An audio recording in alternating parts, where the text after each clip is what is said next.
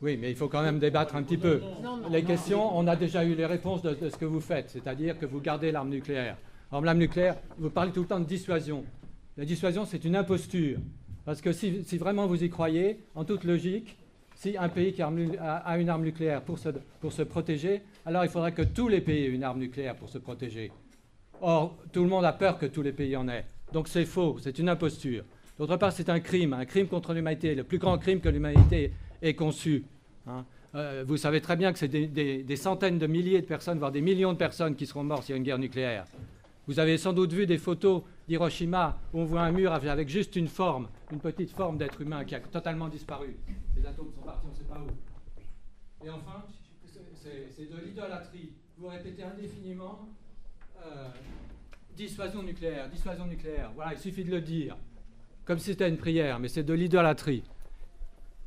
Et je suis extrêmement déçu qu'aucun candidat, sauf peut-être M. Poutou, soit prêt à renoncer unilatéralement à l'arme nucléaire. Comment pouvez-vous envisager de l'employer? Comment pouvez-vous vous regarder dans une glace sans mourir de honte avec ça? Et on passe aux autres questions, sinon c'est pas possible. J'ai participé il y a 2 jours à une assemblée identique à celle-ci, organisée par une association, qui posait aux différents candidats des questions, et parmi lesquelles celle qui est posée aujourd'hui. Et j'ai entendu de la part du représentant de Benoît Hamon, qui était Yannick Jadot, une tonalité tout à fait différente de celle que vous avez rapportée aujourd'hui. C'est-à-dire qu'il affirmait la volonté de Benoît Hamon que la France s'engage dans le processus de négociation actuellement en cours à l'ONU.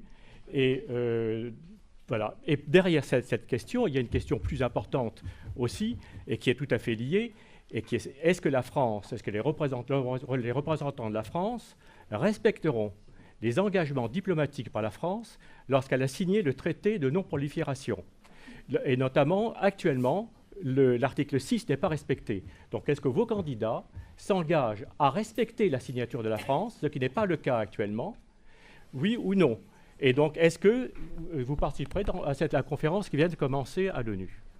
Alors, j'ai une question qui est plutôt adressée à M. Rivière. En cas de victoire, est-ce que vous envisageriez de modifier le décret du 12 septembre 2013 relatif aux attributions du ministre de la Défense et du chef d'état-major des armées, s'il vous plaît, pour envisager un rééquilibrage et dans quel sens, si vous... Vous avez tous, si je ne me trompe, noté les efforts qui ont été faits par la France pour diminuer l'armement nucléaire dans le passé. Je voudrais savoir quelles sont vos projections pour le budget concernant l'armement nucléaire. Oui. J'ai participé au titre de la Ligue des droits de l'homme et avec le mouvement de la paix à la rencontre. Donc on a observé ce qui se disait il y a 2 ans sur les positions dans les discussions sur le traité de non-prolifération. Nous avons rencontré l'ambassadeur de France qui a défendu à la tribune la position de la France, qui était une position qui n'a pas bougé et qui est celle globalement que vous reproduisez. À la question sur la dissuasion, je ne vais pas développer, son inefficacité, particulièrement dans une période où ce qui est mis en avant, c'est les attentats. Là, on est face à une énigme Maginot, si on compte utiliser la bombe atomique contre les attentats. Donc, il a pris l'exemple du Mali en disant on ne pourrait pas intervenir au Mali s'il n'y avait pas la bombe atomique. C'est la position de la France lors de la discussion du TNP. Donc, sérieusement, pouvez-vous dire à quoi sert la dissuasion nucléaire aujourd'hui? Deuxième question qu'il y a derrière, on lui a posé la question, mais la dissuasion n'est pas forcément nucléaire. Et quelle est la réflexion de la France sur une alternative, puisque le TNP est pour la disparition de la bombe atomique? Il n'y a pas de réflexion de la France. Donc, est-ce que vous proposez une réflexion alternative à la bombe atomique?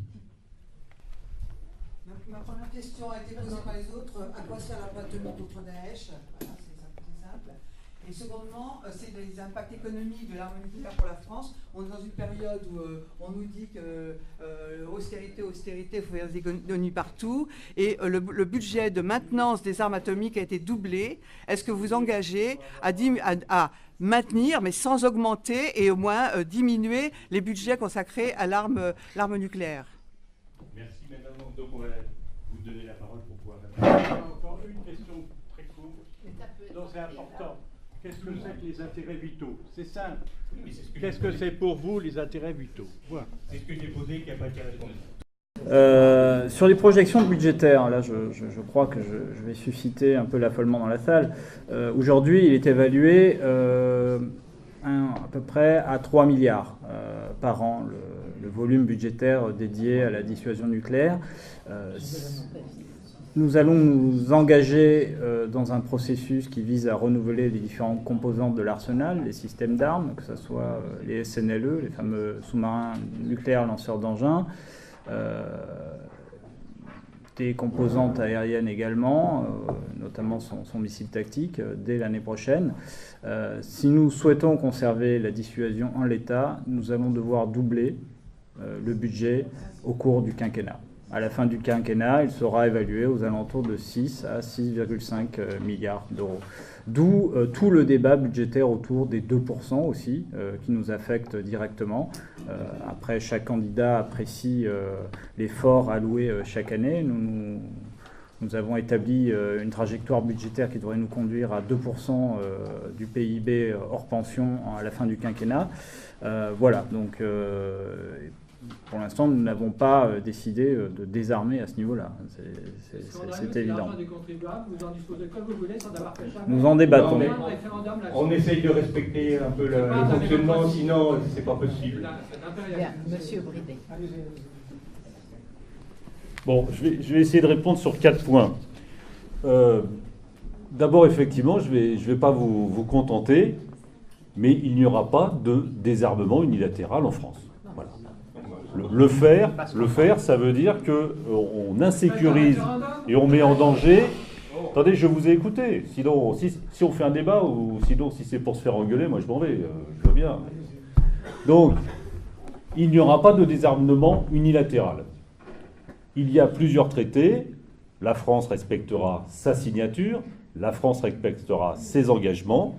Hein, et donc, si on veut avoir un monde où il n'y a plus d'armes nucléaires, ça sera un mouvement qui sera très graduel, très progressif, et il faudra beaucoup de temps. Mais il faut, comme je l'ai dit tout à l'heure, il faudra que tous les pays soient autour de la table, donc y compris les pays dotés, y compris les pays qui voudraient se doter et qui constituent des menaces. On a parlé de l'Iran, l'Iran c'est réglé, il y a la Corée du Nord qu'il faudra régler. Ce sont quand même des sources de menaces, d'insécurité, d'instabilité, et on ne peut pas les laisser faire. Bon.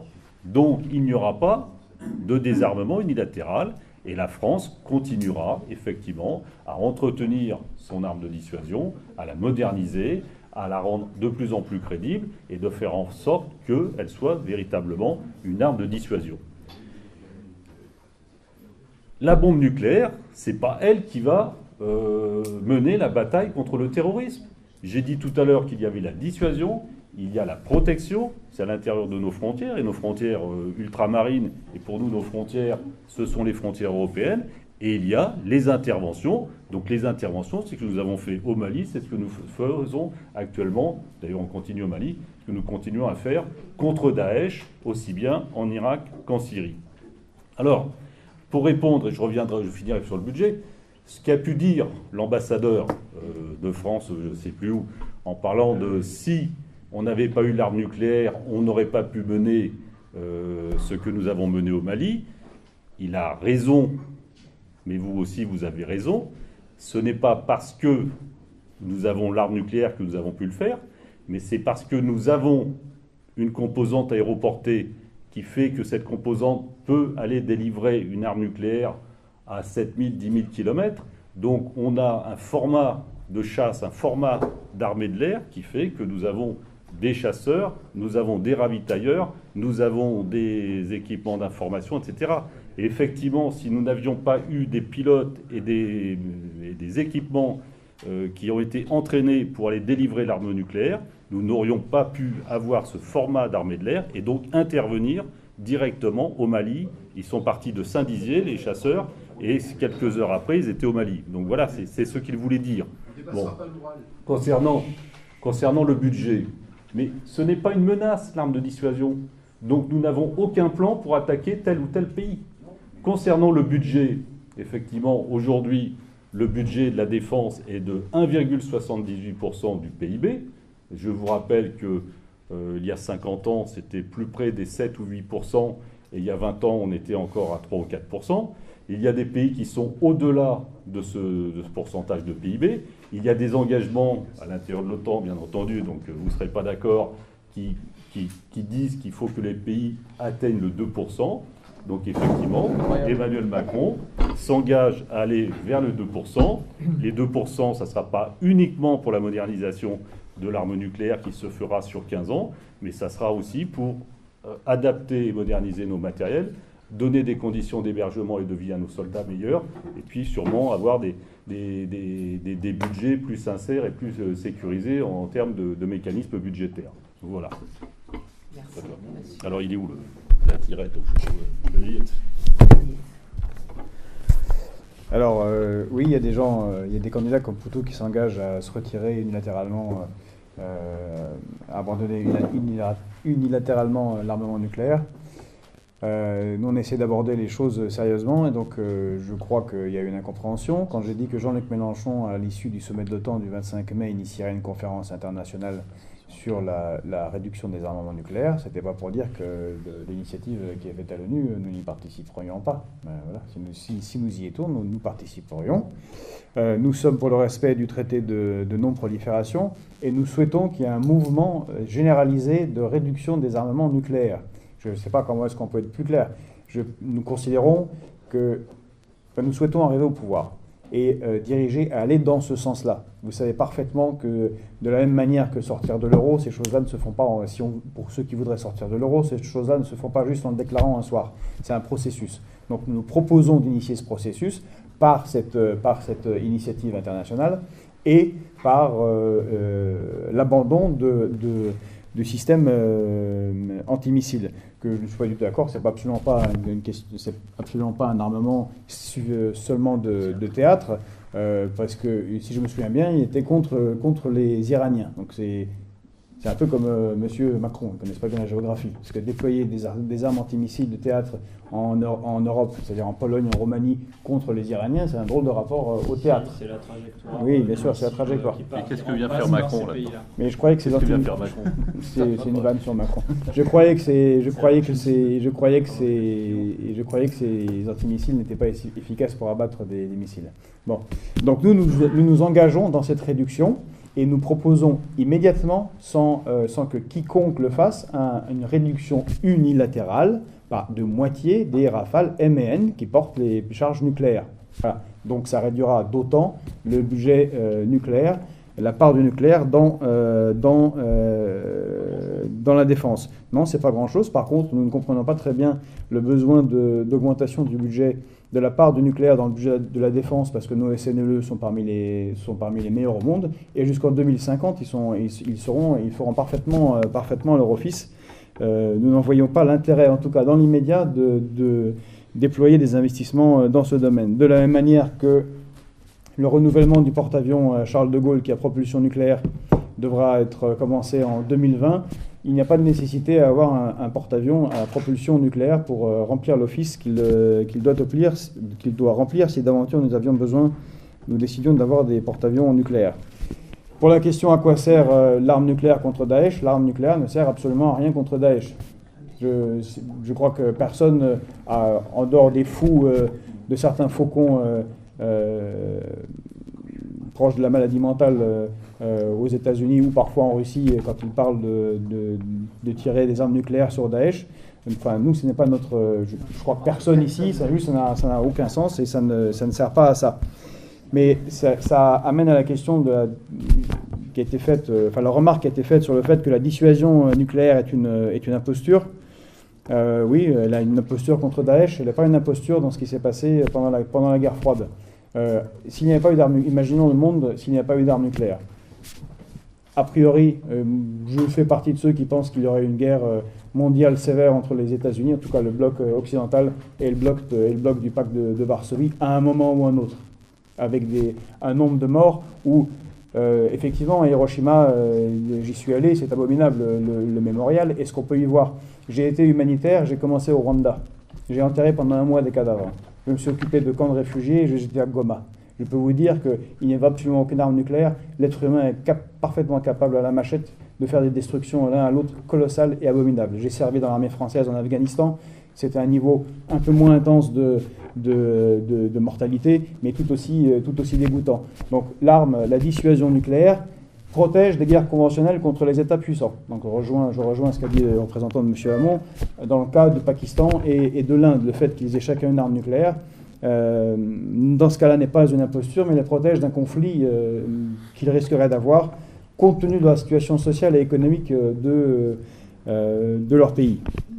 Enfin, en ce qui concerne le budget, nous avons constaté que François Fillon, Benoît Hamon et Emmanuel Macron souhaitent avoir un budget de 2%. Ça tombe au moment où l'OTAN exige à corps et à cri un budget de 2%.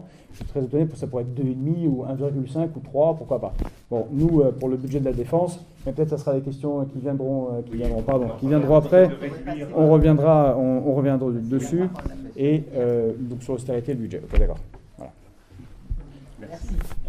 Sur le principe même de la dissuasion, j'entends, monsieur, que vous soyez totalement opposé au principe de la dissuasion. Vous parlez d'un référendum. L'élection présidentielle est l'occasion de choisir des candidats, puisque la dissuasion appartient au président de la République. C'est l'occasion de se prononcer pour un candidat qui aurait une option différente. Aujourd'hui, la candidate que je représente s'inscrit dans la tradition qui a été initiée par le général de Gaulle de doter la France de cette arme de dissuasion qui a demandé un effort considérable au budget national, donc à chacune et à chacun d'entre nous, parce qu'effectivement ça coûte cher, que ça continuera à coûter cher, et c'est une posture que nous entendons maintenir. Pour la maintenir, ça coûte extrêmement cher, et prétendre qu'il n'est pas nécessaire, indispensable de réaliser dès l'année prochaine des efforts budgétaires importants, c'est mentir ou gaspiller. Mentir parce que si on veut que ça dure, eh bien c'est un cycle permanent de modernisation de ces armes nucléaires, et ça inclut les chaudières nucléaires d'un éventuel deuxième porte-avions.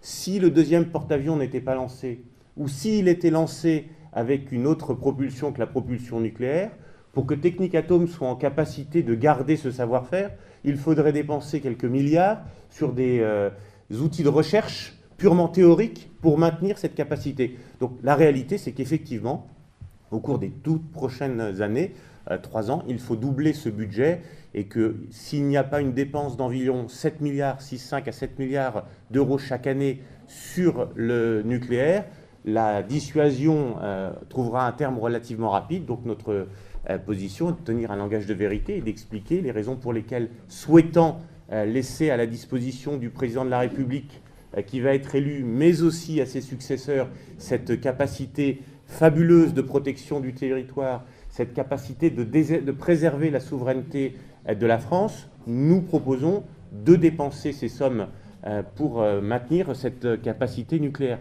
Mais ce qui veut dire aussi qu'il faut dire la vérité sur un contexte plus global. Oui, mais on ne peut pas le sortir d'un contexte plus global. Aujourd'hui, le chef d'état-major des armées l'a rappelé à la commission de la défense où il était présent il y a peu de temps, s'il ne dispose pas de 2% du PIB à partir de 2022 au plus tard, il est dans l'incapacité de maintenir les missions qui sont les siennes aujourd'hui.